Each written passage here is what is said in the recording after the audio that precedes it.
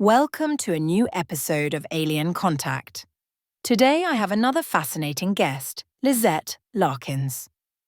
We'll be talking about her experiences, including her first encounter with ETs. So stay tuned. Right after the intro, we'll get started.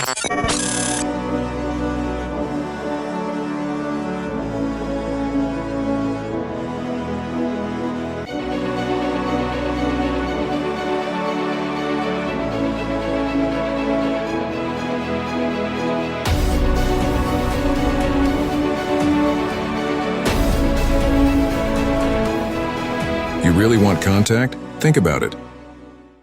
Hello, Lisette. I am so pleased that you took the time to join us for an interview today. It is truly an honor to have you here. Since we don't know you yet, I would like to ask you to introduce yourself. My name is Lisette Larkins, and I've had what you would call alien contact my whole life. And like all of life events, it's changed and evolved over time. I continue to be in touch with these beautiful beings. And it's been, for me, a great blessing in my life. And most importantly, it's inspired a kind of spiritual awakening. It served as a spiritual awakening for me.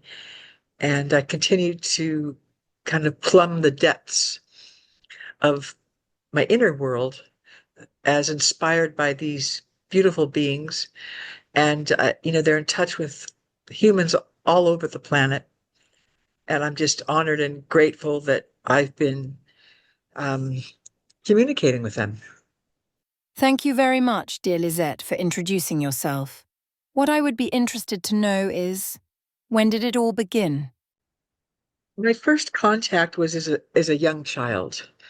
I didn't have the details of that until later, through memories surfacing. My original contact was at approximately the age of 2 that I remember, possibly even earlier. And as a young child, it was frightening, but not traumatizing. And interestingly enough, although there was no inherent harm taking place, of course, the fear comes from having experiences in a culture where those experiences are said to be impossible, particularly when I was not in a family with parents that I could speak about those things. So even though at 2, of course, I wasn't speaking about that, then at about age 7, I began to have active waking contact. And that affected me in the way that I was enthralled and fascinated, not frightened, but fascinated by these beings and what that meant for the world. And I remember sitting in class as a young child, and looking out into the sky, daydreaming frequently, and kind of turning away from my math homework and contemplating these extraordinary experiences as a child. And then after that, seemingly at benchmark ages, I would have additional face-to-face contact. And I had a huge shift when I was, it would have been when I was about 30. I'm now 67. So at 30, the contact really expanded, and I found myself on the inside of a craft and was shown extraordinary things that I couldn't understand, didn't understand. There was always a physiological challenge to it because I was a working single mother. And so I would have these extraordinary experiences. They would begin in the middle of the night, usually when I was asleep. And then there would be almost like a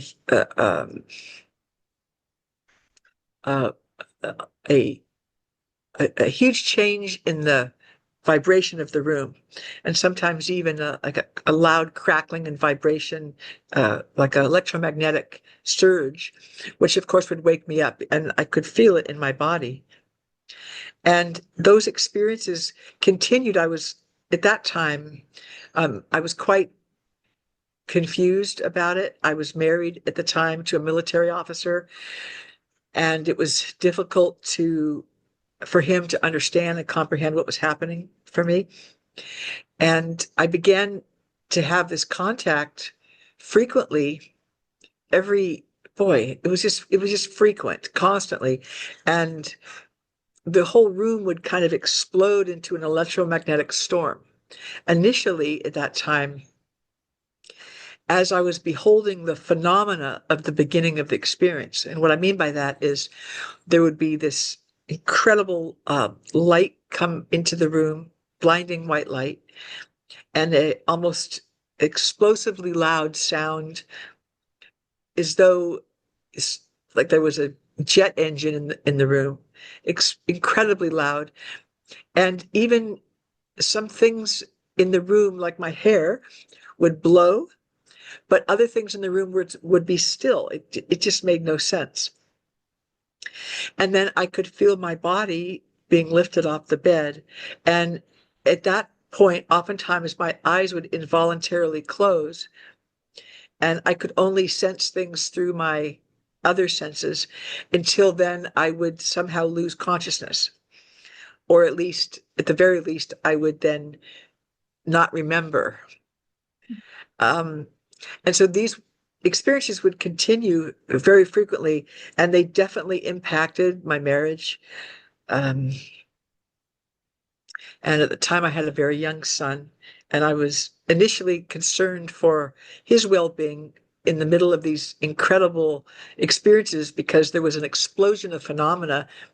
And after some amount of time, by the morning when I would be returned to my bed, of course, I would race to check my son in his crib, and he never seemed to have been affected by it. It wasn't as though he seemed harmed in any way. So this continued, and continued in certain benchmark times since then. Now, in that original contact, there was one in particular that stood out in my memory, and it involved being inside a craft with these four beautiful gray beings, and their skin struck me as just truly beautiful. It was like that of a dolphin, kind of a translucent gray, shiny skin, if you will, and the traditional big black wraparound eyes. And there was just a sense of explosions of love. There wasn't fear, other than at certain points in the contact experience, I remember my heart beating out of my chest because I didn't know what was happening. For example, I was in a craft at first, and then the craft came to some place, and then my body was floated outside of the craft, and I came to rest on some kind of a ground surface, although it wasn't really a ground, because then my body was transferred into a floating, like a canoe, into a floating canoe-like object. And a couple of the beings got in that canoe with me, and then the canoe kind of took off into this space. I don't even know I don't know where I was. It could have been anywhere. It could have been underground, under the ocean, inside a mountain. I don't know. And from there, I was taken in this huge cavernous space. There was no edge. There was no end to the view. It was just infinity. It was like a large container of space with no boundaries. But as the canoe floated around, I was shown certain things, and I didn't really understand what I was seeing. And some of the things that I saw were these beautiful, beautiful cattle and sheep. And the cattle and sheep were not harmed, and they were not dead. They were very much alive, but they were momentarily suspended by this beautiful silken thread to their backs. And I was struck by the beauty of the sheep's wool, its fleece or whatever you call it. And just the beauty of the animals. I was really struck by how beautiful they were. And they were in this environment, and I didn't really understand why they were there. It wasn't a human environment. It was some kind of, I don't know. I don't know if it was a some kind of a huge um, space station or what, but it was spectacularly fascinating.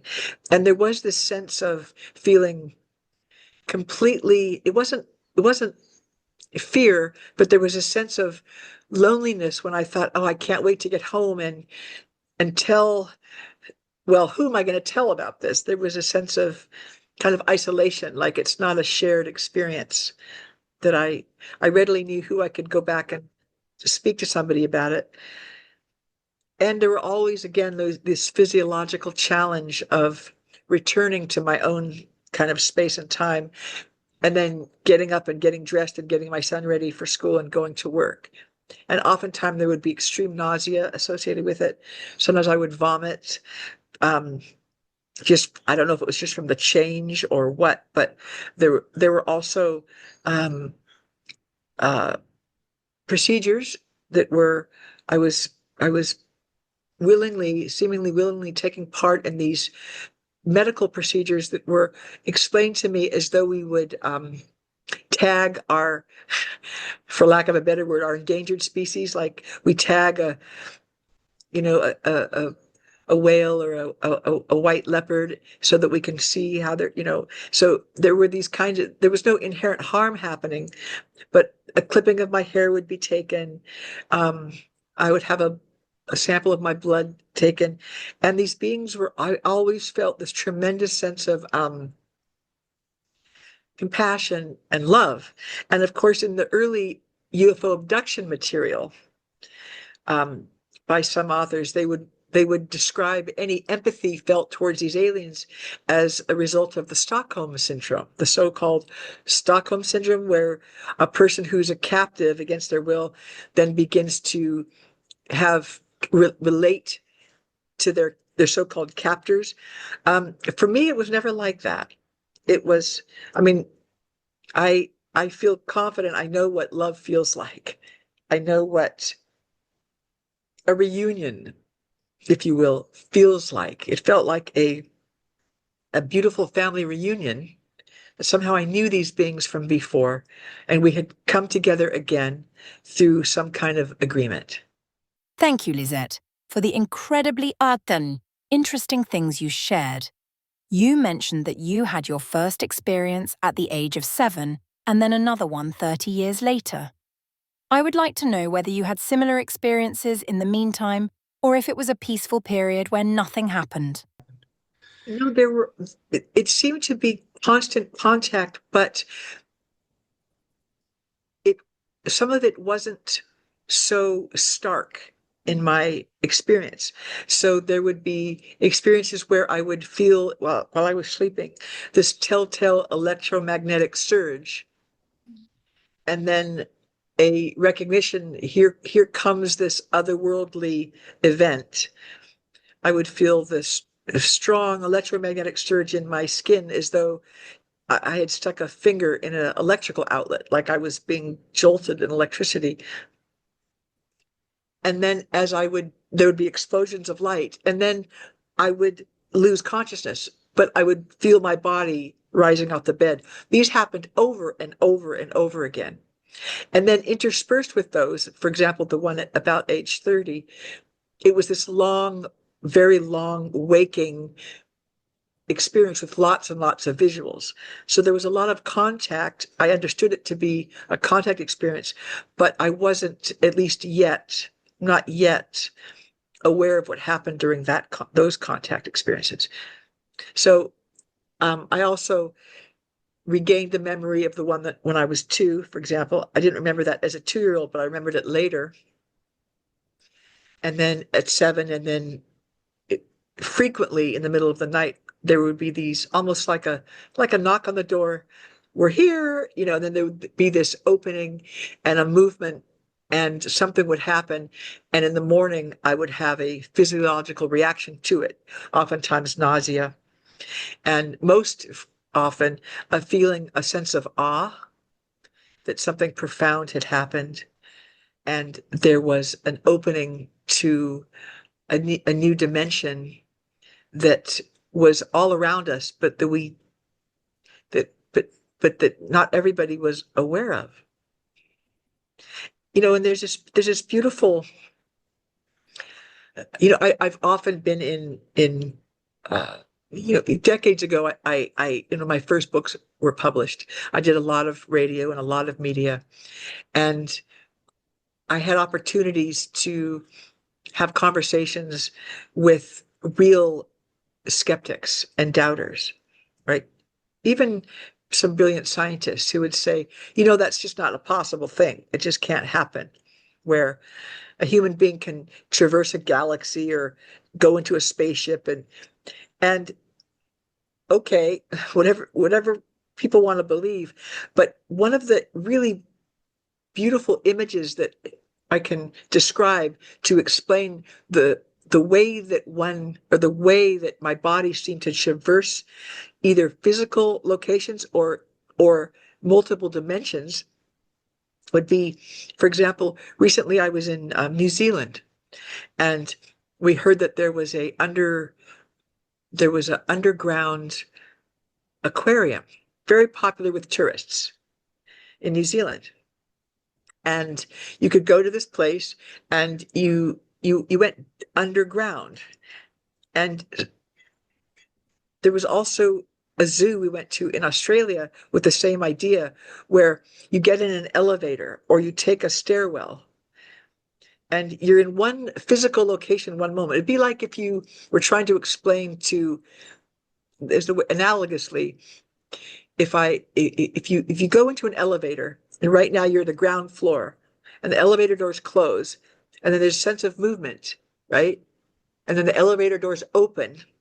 And in the example of this New Zealand aquarium, you open to this amazing display of sharks in an aquarium setting, giant turtles, as big as huge turtles, sea turtles, and you think, how did they get here? How did that happen? It's kind of like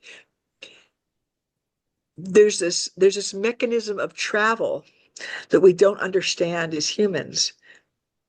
But the beings know how to do this. And it's fascinating and possible. And so whether we're traversing interdimensional experiences or going physically with the human body to another physical location on Earth, I don't know. But I do feel that more is being revealed. And more will be revealed about all this. It's just the way that the world is changing. More and more people are speaking out about their experiences. But it's so seamless. It's like going into an elevator, the doors close and then they open again, and the environment is completely different. How does that happen? Well, we know that happens in our own experience. Like you can go to the Las Vegas Strip and be on the sidewalk, right? Or go into a hotel. You get in an elevator and there's that hotel circus, right? And you go into an elevator and you go up a few floors and you get out and there's a real circus, and it's a completely different environment. And we can do that as humans, but imagine if there's this ability on a whole other level and it happens, and some humans are experiencing that at the hosting of these evolved otherworldly beings. Thank you very much for the detailed response. I can fully understand your perspective and would like to share my own experiences. As a child, I had encounters with extraordinary beings that I would describe as little grey dwarfs. I had special experiences as a child from around the age of 4 until I was about 13 years old. Back then, these events were also accompanied by physical reactions, such as spontaneous nosebleeds after such abductions. Did you also experience physical symptoms or bodily reactions in connection with your experiences? Yes, I've had lifelong nosebleeds. life, Oh, lifelong, to the degree that I actually get iron infusions. I continue to need iron infusions every few months. Um, and I have my blood, my lab work monitored regularly. But yes, there is that interesting phenomena about the nosebleeds. This often results in either having the memory of it or recalling it later that an implant was placed or inserted. My doctor always told me that there is something in my nose and that I shouldn't put anything in it. Because of this, I suspect that an implant was also placed in my nose, which might explain why it bled. Do you have a similar experience? I don't know. I don't know about that. Um, I think perhaps in the UFO literature, there's been this idea that the implants are needed to track humans. And even I use that example of, tagging endangered species. But I don't think, in other words, it seems to be an apparency that it's needed to find a human being. I don't think that that's, I don't know that that's necessary because there's an energetic fingerprint that we all have. There's no problem to find each other. It's kind of, and the reason why I say that, and this might seem like a whole diversion into another subject, but it's one of the most, to me, important aspects of ET contact, which is when the ET contact began and progressed through my years, I, certain abilities developed, and one of those, we've all heard of what a near-death experience is. There's lots and lots of books about near-death experiences. And somehow I was able to cross into the so-called interlife, but without having a physiological event. Like my heart didn't stop. I wasn't in an emergency room. I wasn't on an operating table. It would just happen oftentimes at night, and I could experience going into the interlife where we go as souls after the body has passed on.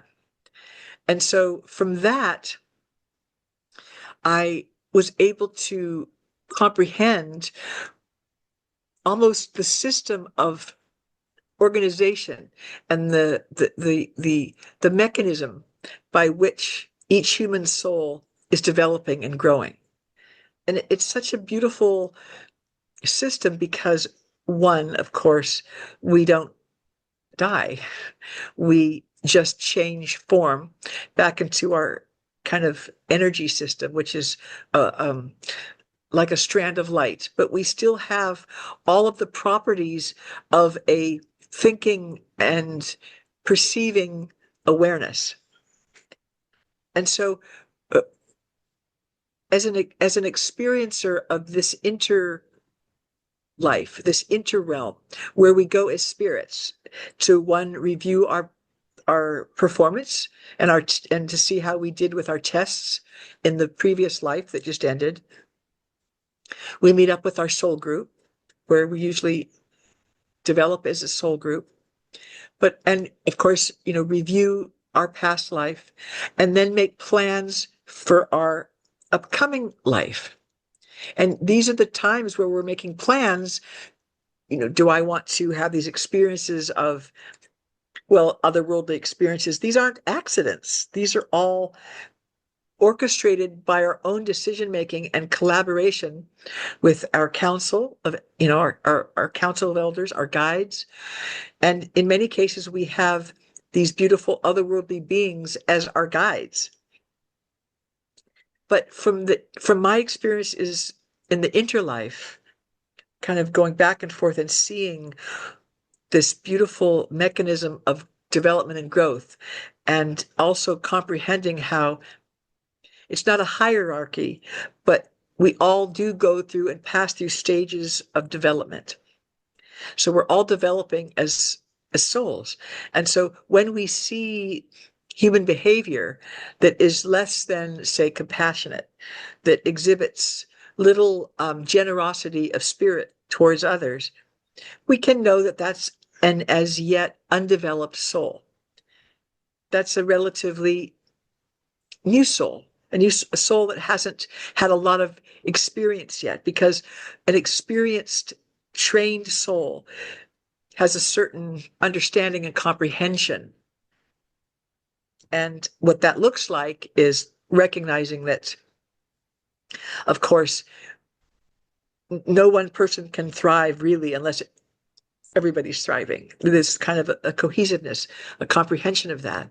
But the reason why I mention that is because in that realm, we make decisions to meet up with soulmates or other humans in the life that we're about to incarnate into.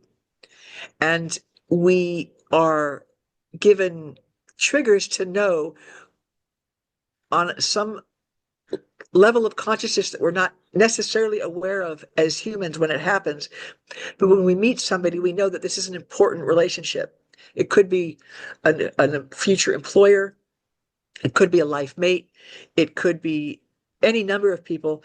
But these experiences, we don't identify somebody through being tagged. We identify because as a soul, we look in someone's eyes and we feel that soul connection. So there's no physical tagging or implanting that's happening. But as spiritual beings, and these extraterrestrials, of course, are highly evolved spiritual beings, we somehow can discern the identities of each other in a soul level that our human brain can't understand. Another question, or rather a comment about this. It's interesting, as I understand it from what you've said, that you didn't seem to have any negative experiences, at least not like I did. For me, it was different. I often woke up in situations where I was on some kind of operating table or something similar. This went on for a very long time, and I must say, until I was in my mid-40s, these experiences were always traumatic for me because I would regain consciousness while on that table. Later, at some point, they made it appear as though these events were happening at home to make me feel safe and less afraid. I would see them doing things to me, like cutting me open or something else that was painful, but I was in my bed. That's the difference, I think. For me, these experiences were traumatic. I also had frequent nosebleeds for a long time. I remember it stopped when I was about 13 years old, so for 10 years or even longer I had constant nosebleeds, sometimes a lot of blood. That's the difference I notice. I also know many people who, like me, woke up on those operating tables. So my question is, did you always have positive experiences, or did you also have negative ones? I mean, you've spoken a lot about consciousness and your experiences, but were there any moments that made you feel afraid? It's such a beautiful question because there's so much to sort out and discern when we're talking about the human brain trying to discern through fear. And this is one of the great challenges of this whole phenomena. Is there inherent harm because we're harmed, or is there inherent harm because of the context of the shock of having a foot in two worlds? I have an analogy. You know, I had this beautiful, beautiful yellow lab. In fact, the dog that's in the picture that I sent you. And at one point, she had a problem with her eye. And I took her to the vet. And she was beginning to have a detached retina. And she went to the vet, and then I had to take her to a specialist. And eventually she had her eye removed. But it was extremely traumatizing for her.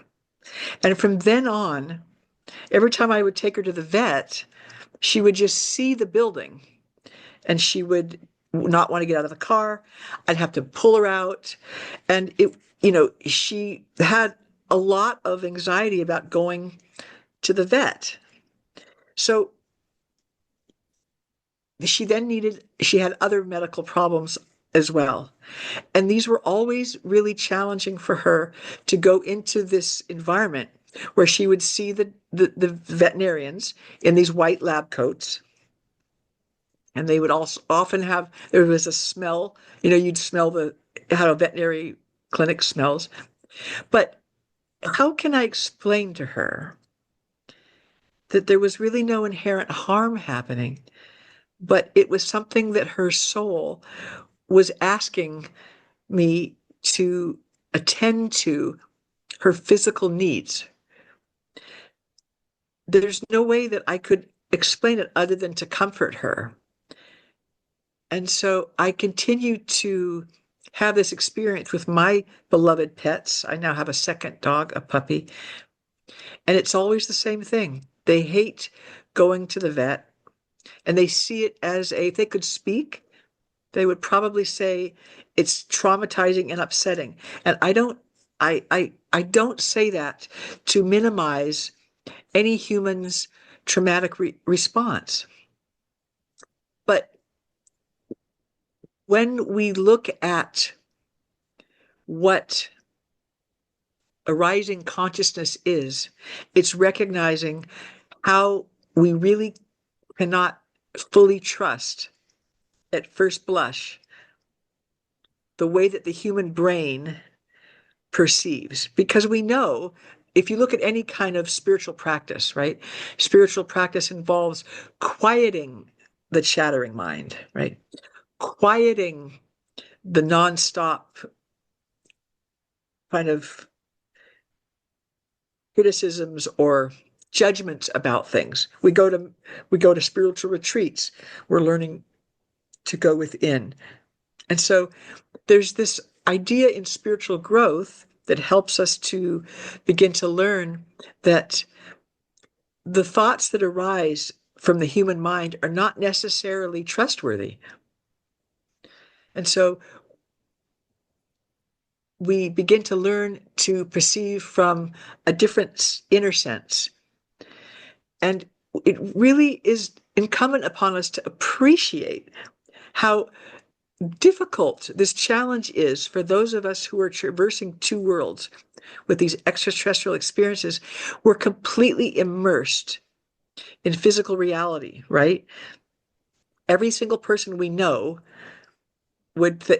almost every single person we know would say, you think you had what happened? There's a consensus that this is kind of a fringe kind of a thing that may or may not happen, that maybe there's some suspicious mental perceptions, faulty mental perceptions happening.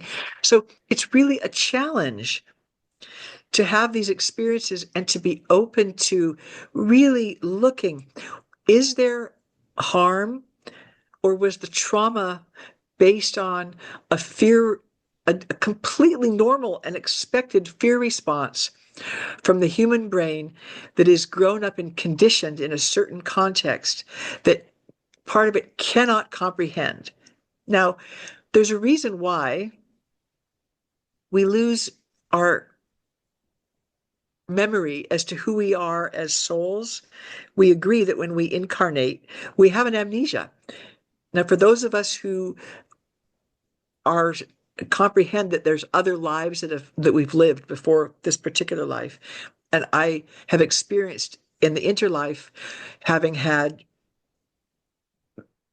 almost like a video shown to me and experience of former lives that I've lived, right? But there's a reason why when we incarnate, we lose those memories, because we wouldn't be able to function, also for reasons that past enemies we would still hold a grudge against.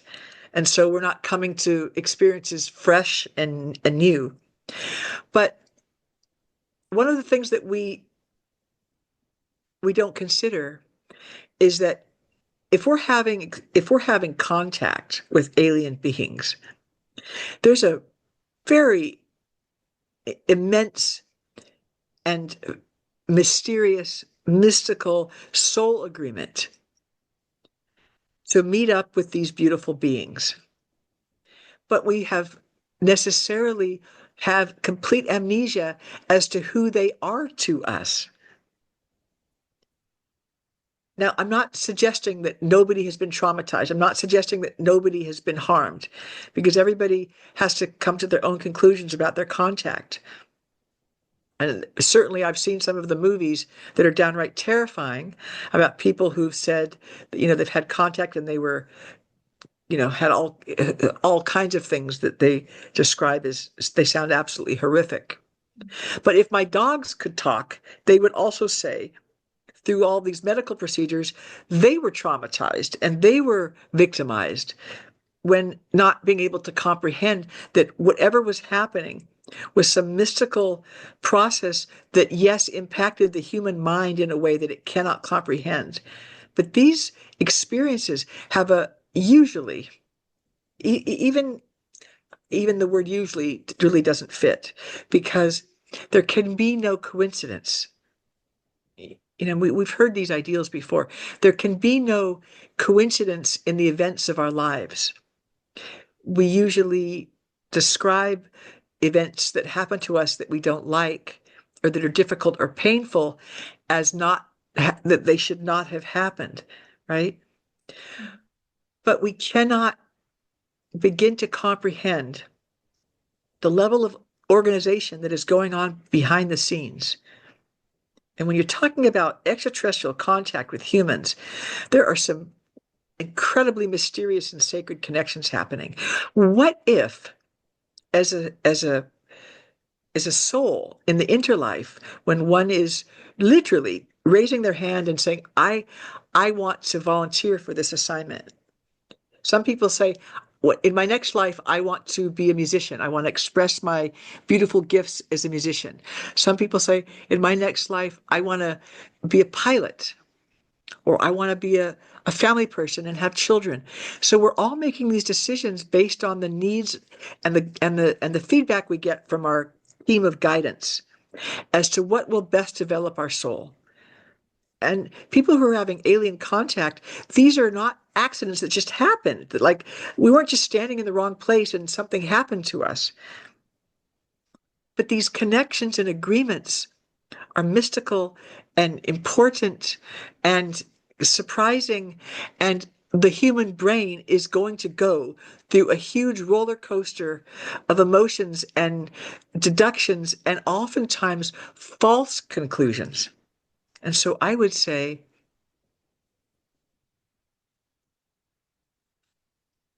even when there's physical pain, how many of us have been in a hospital where we've had a procedure and we've had physical pain that we've had to heal from? If we break a leg, we go to the hospital, get a bone set. Operations come with, in talking about in the human realm, physiological challenges, right? But the other part of our brain can balance it out and say, well, I've agreed to this. I want to improve something in my physiology.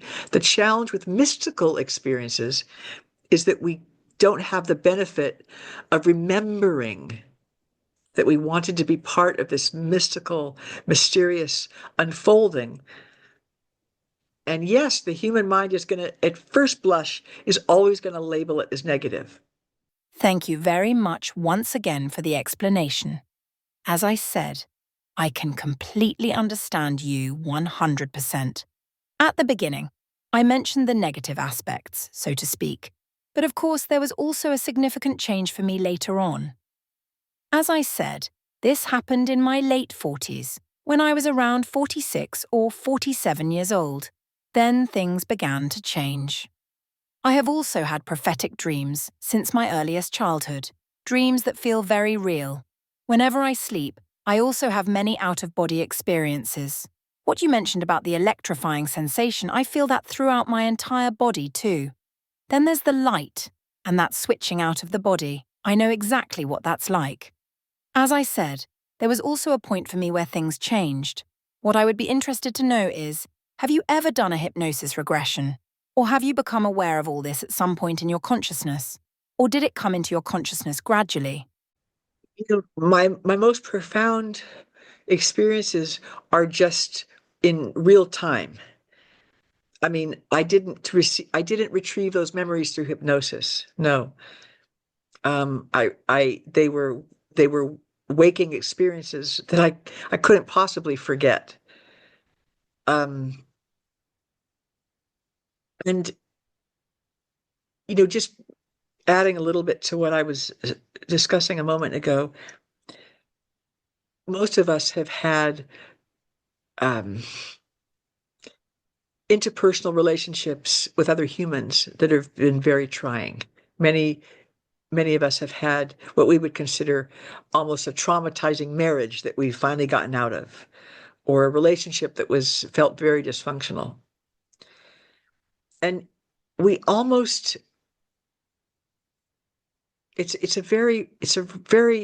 truly is a very rare perspective to be able to recognize how those most difficult experiences are developing the soul, strengthening the soul.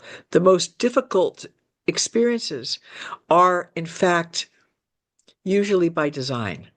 And it seems outrageous to the human mind. I once read an accounting of a couple people who went through regression, having been through the Holocaust experience as prisoners.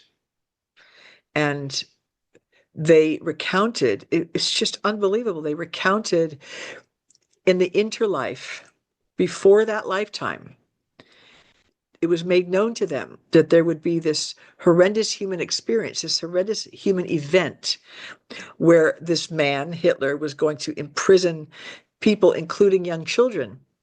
And they were asking for volunteers in the spirit world, asking for volunteers. Raise your hand, who wants to be part of this experience to bring comfort to the children in these prisons during this Holocaust experience? And people were volunteering as souls, saying, I'm going to do that. It's going to be hard. It's going to strengthen my soul. But I also want to, some of my work is I want to work with children. I want to develop my gifts working with children. And so even something like that, being, the human brain can't not conceive that there's any kind of voluntary participation in something like that. But this human incarnating experience is profound, and the profundity of which we can't begin to contemplate the level of courage that it takes from all of us, particularly to continue to try to get to back up and have a more distant rather than a myopic view of those experiences that are happening in the moment, right? And so difficulties, what we call traumas, like it or not, these are what develop the soul. And so I don't know why so many of my face-to-face encounter experiences, to answer your question, I was able to remember as it was occurring and be able to glean details that to some degree haunted me, to continue to do so, but not out of I guess if there's any kind of trauma, it's to do with the prophetic nature of the experiences. For example, many of my encounter experiences show future events, right? And so the human brain, oh my gosh, the human brain, I've had to work on that in myself too, where if I'm being shown a future event, and then as those future events come to pass, what that means for me as a human being shown these experiences, but also learning to and be inspired to then learn the source of my true identity. Now, let me explain what I mean by that. We hear this term called spiritual growth, right? What does that mean, spiritual growth? we're wanting to really comprehend our true identity as a spiritual being. But that can usually that usually turns out to be just an intellectual exercise. When we actually begin to experience ourselves and have an existential experience of ourselves as a spiritual being, then we can comprehend that somehow we can trust life. We can trust life and life's events that are all unfolding perfectly and on time. And even with respect to seeing future events, if it has not happened yet, how can it possibly be known that it's going to happen, right? That gets into a whole other conversation, right? How is this even possible? But this is one of the things for me which has been inspired by the contact itself, is who are we? At birth, the human soul merges with the human brain. And we lose our soul memory of who we really are, spiritual beings. And we kind of forget who our soul group is, although there's lots of hints around us because they're the people that we're close to in our lives. And we know who the souls that we're challenged by, those are the people that we hate, we dislike, and bother us. And so all along, people who are having ET contact are doing so in the same context that people who are not having ET contact. All those experiences that are challenging us are asking us to begin to learn truly, have existential experiences of ourselves as pure awareness. When we recognize our true identity as awareness, meaning all of our senses that we keep as the body dies and we move on to another dimension and then return into a body. That identity is what people who are close to death begin to comprehend oftentimes, which is why somebody I've done a lot of work with hospice. I've had the great fortune to be with different people to sit with them through the death process as they're dying. And oftentimes there's great, great fear as the body's in pain and the body starts falling apart. But as death becomes imminent, oftentimes, as we know in the near-death literature, the souls that they know and family members who've passed before them come back in the room as soon before that they pass on. And so there's this kind of light in the eyes that begins to shine through as the human mind remembers where they're going, where they're headed, and who they are. And that's also the whole point of spiritual growth. It's to be able to recognize while we're living the greater role that we're playing as these spiritual beings inhabiting and merged with the human brain and a human body. And it's all about giving ourselves a broader context and then encouraging each other to have that same broader context. You said that you have a son and I have a daughter. Can you tell me whether this is about what I'd call the intergenerational phenomenon, has had experiences related to this? I've spoken with Steve Aspen and other people, and I've read several books where this question keeps coming up, whether this phenomenon spans generations. In recent months, I've also been looking into the structure of where this comes from in my family, whether it originates from my mother's side or my father's side. By the way, I completely understand what you said about dying and your hospice work. My family and I are caring for my father at home. He will turn 98 at the end of May. Also regarding transitions, my husband is a nurse and worked in elder care for decades, so he is very familiar with the process of accompanying someone through the end-of-life phase. What I'd like to know is, do you think your son has had similar experiences? Not to his memory. What do you think about the current disclosure era, which, let's say, started in 2017? What's your opinion on it? Do you think it is beneficial for us as experiencers or contactees that this topic is finally gaining more public attention? Or do you believe that this disclosure is not making real progress and might, let's say, fade into obscurity again, without anything truly positive coming out of it? Do you think there will ever be a proper release of information with people finally being informed about what is happening or has already happened? Things that politicians and others have been withholding from us. I love it. I love every attempt, every documentary that comes out, every brave soul in the government who said, wait a minute, I have this information. I think it's wonderful. Of course, there's a group of highly placed people in our government who are fully aware of these beings and how these beings are working with humans, because it is a collaborative project. And those government officials know the humans who are being communicated with by the so-called aliens. So there's a lot to be disclosed.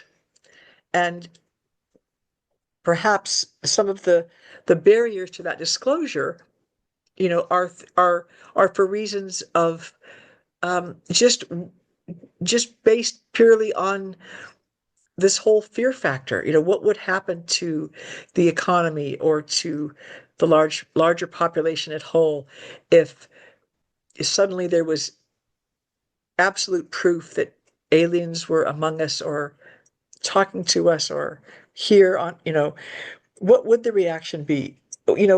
We can answer that question ourselves because we know the nature of the human mind that is as yet undeveloped. Remember, if we again refer to that definition of a developed soul as someone who has developed into a kind of a recognition of naturally demonstrating a generosity of spirit towards others. If you know humans who do not demonstrate a generosity of spirit towards others, then you know that there's a common trait that runs their brain, and that's fear and all that goes along with fear, right? Fear. And, on top of fear is anger. But anger sometimes is there to disguise what's really there, which is fear. And so when you're talking about the human brain, and you're talking about perhaps 75 or 80% of the world's population are in the beginning stages of their spiritual development. Now, consider that for a moment. That's a huge percentage of the world's population that's in the beginning stages of their development. And again, what does that mean in my worldview? It means that they've been incarnating, but they're still in the early stages of their incarnation. So they haven't had the benefit of many, many lifetimes where they've learned through the experience of lives living in the shoes of people of different color, people of, two genders. And so they haven't developed themselves as a soul. Their souls are not developed yet.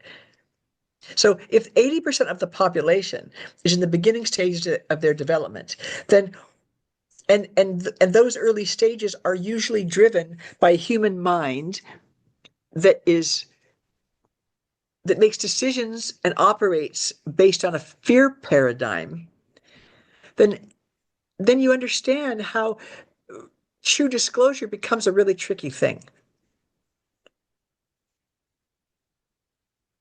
So I understand why there's hesitancy on the part of humans, particular humans who are in charge of keeping the information from becoming public.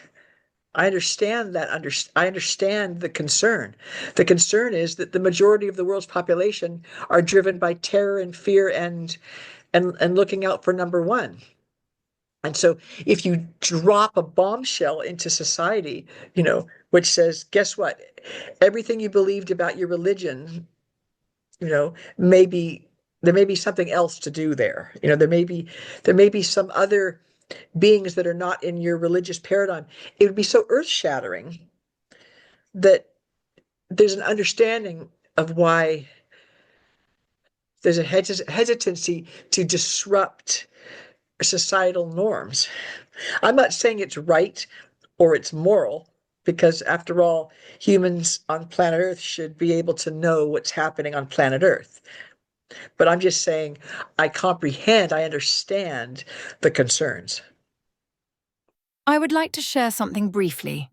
For our interview with Lisette today, I received a kind of insight from my ET contacts. This insight conveyed to me that Lisette has something she can share with us for the collective.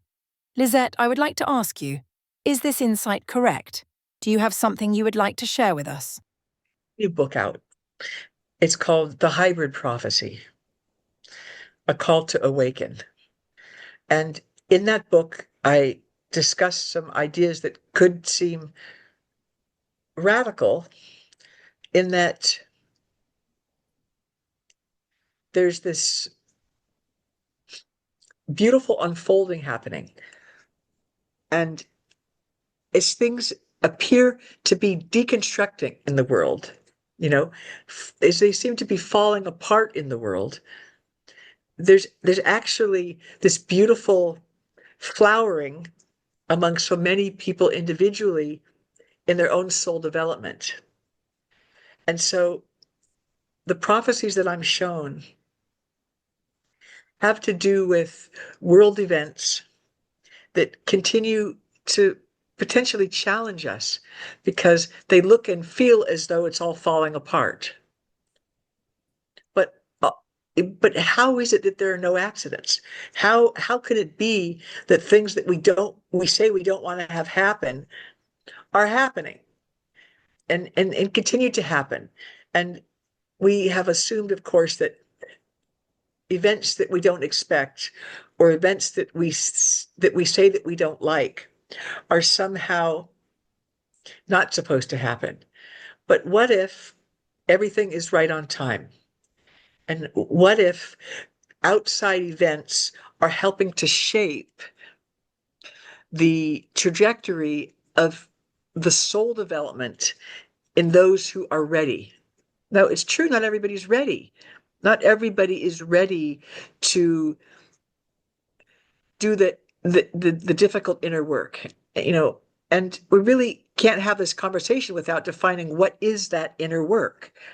And that inner work is always about addressing the shadow side of our personalities and bringing it into consciousness so that we can release it. And our energy system holds and has suppressed experiences that we haven't liked and that we haven't wanted to feel and process, but those don't go away. They're still in our energy system, and they become stuck in our energy system. And so the key is, as events happen, as people annoy us, as relationships bother us, the key is to be able to go through these patterns, use effective spiritual practice, and we know what those all are. There's so many different ones. To use effective spiritual practice to behold what upsets us, and to let it work through and up and out through our heart and our chakra systems and release it. Well, what's the point of that? The point is that as each tangled web of suppressed experience from other lives, from this life, from our childhoods, relationships, former marriages, everything that has happened to us that's upset us and bothered us, if it's still stored in our energy system, it prevents this pure inner light from shining through us. When we start to replace all the repressed inner shadow with a spiritual light, everything changes. That's what the spiritual path is, right? And so the prophecies that I've shown have to do with this convergence of the seeming falling apart of society as we have come to know it, And yet the coming together of our power as spiritual beings and our true comprehension of really what we're all doing here on planet Earth. This is a profoundly challenging environment. This Earth environment, to incarnate here, to be courageous enough to incarnate here, is really one of the most difficult experiences in all of the universes. Planet Earth is infamous. It's well known for beings who choose to incarnate here. This is the quintessential school. It'd be like, analogously, those who are going through the most difficult university program, wherever that is. So we really need to give ourselves credit. And as we begin to hold life changes and world events that change and bother us and upset us, this is a pointer. It's our cue. This is what we have come to know. This is to remind us as souls. This is when now we must develop ourselves. And we develop ourselves through using spiritual practice to no longer keep harboring that which we've been harboring and storing for so long that's been bothering us. And that involves resentments that we still have about others, false identifications we have with supposed mistakes that we've made, and being able to clear those through and become these really clear, embodied spiritual beings merged with the human body through this process, and to do the best job that we can and not shirk from our responsibility to our own development. That may have sounded very abstract, and I don't mean it to, but from my perspective, it's the purpose. It's all of our purpose right now. What can you tell us about your new book, The Hybrid Prophecy? What is the book about? Was it inspired by true events and/or personal experiences? Yes, it's a book about contact experience and the behind the scenes profound and mystical program with the US government and evolved extraterrestrials. And of course, the development of humanity is always talking about our spiritual evolution, right? Our spiritual evolution. And how do we navigate that? And how do we truly expand ourselves, not using the entrenched model that's already set up in our school system, but programs that are really not taught in our school system about becoming truly aware of false identifications that we hold that hold us back. The percentage and the degree of false perceptions that we all have, and how we begin to learn that thoughts are just happening to us, but they're not true. Usually they're not true. Thoughts about each other, thoughts about the nature of life, they're just the human kind of mental machinery running amok.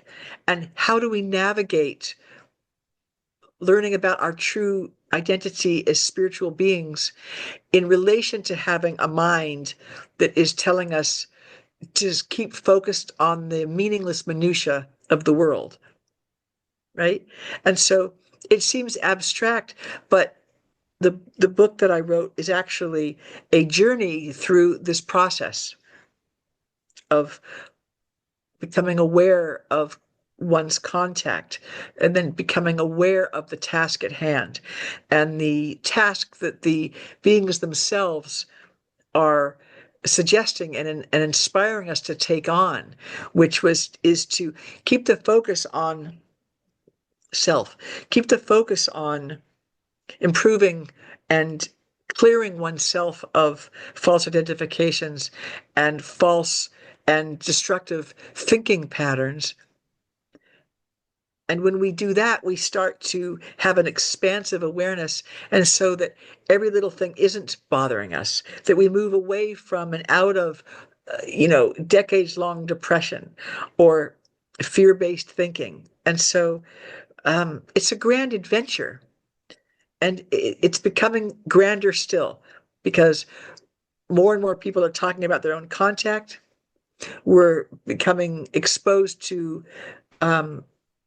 documentaries and ideas that there's something afoot, and there's something wonderful afoot. And we don't need to be frightened by it, but we do need to, it helps us to remember really what we are. And we're pure awareness, having this human experience, and we're going to be just fine. I would now like to slowly bring this to a close. First of all, I would like to sincerely thank you for your time and for sharing your extraordinary experiences and stories with us. Do you perhaps have a few closing words for us now at the end of the interview? I thank you. I thank you for being willing to kind of talk about these abstract ideas that seem so abstract, and yet it's in the mystery where the true joy is. We forget sometimes the challenges of this earth experience, that it really is an adventure of a lifetime. It really is this magnificent unfolding. And we don't want to let anybody else impinge this or take this idea away from us, this incredible remembrance that we've wanted to be here in this time. We've wanted to participate on the planet right now in this incredible changes, that are happening. We wanted to be here. And thank you for having me. Bye. Thank you immensely for your presence today. Beloved ones, the complete videos are now exclusively accessible for members only. This implies that you can view the full versions of my videos, enjoy bonus material, and a plethora of other exclusive content solely with a premium subscription. This decision stems from my desire to provide you with even more content and to support my work. I am confident that you will relish the supplementary content. Heartfelt thanks for your understanding. Until next time here at Alien Contact.